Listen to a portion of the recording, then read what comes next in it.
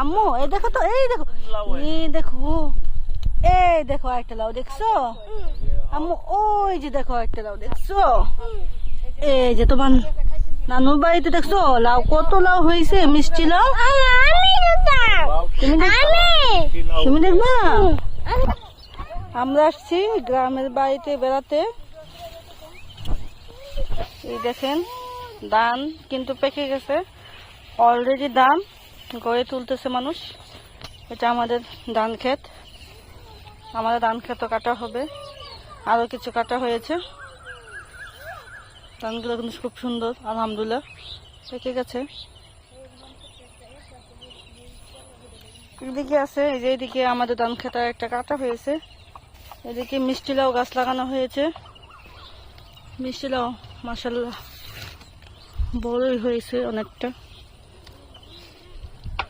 3-4 KG হবে, 4-5 KG হবে। এটা বড়।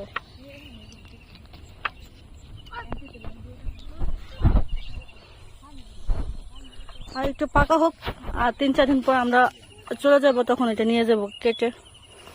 এদিকে আরো কিছু আছে, এই দেখেন এদিকেও আছে। ওই যে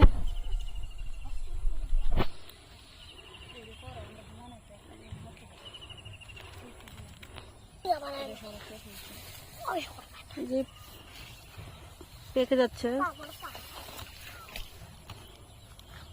আর বেশি দিন লাগবে না, ভালো করে পেকে যাবে। এদিকে আরো আছে, দেখা যায় এই যে মাথায় পেকে গেছে। এটা কিন্তু অনেকটা লাল, মানে হলুদ হয়ে গেছে পেকে। আর ওদিকে আছে আরো, দেখি আরো পাকা হয়েছে কিনা। এই যে দেখো ধান ক্ষেত, এটা এগুলো আমাদের ধান ক্ষেত, যেদিকে কাটা হয়েছিল। এই যে এই লাউটা কিন্তু পেকে গেছে, এটা কিন্তু এখনই কাটা যাবে। মাশাআল্লাহ নিজের ক্ষেতের সবজি কত সুন্দর।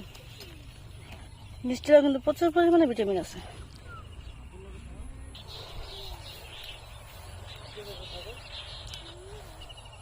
বিকেলবেলা আকাশটা কত সুন্দর লাগছে।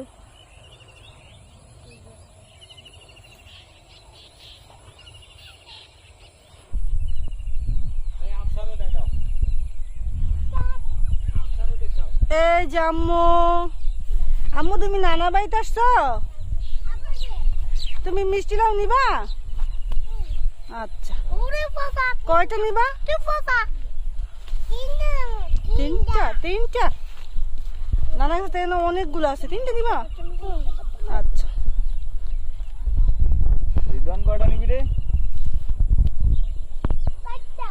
ও দিদান 4টা, দিদান আর একটা বেশি নিব।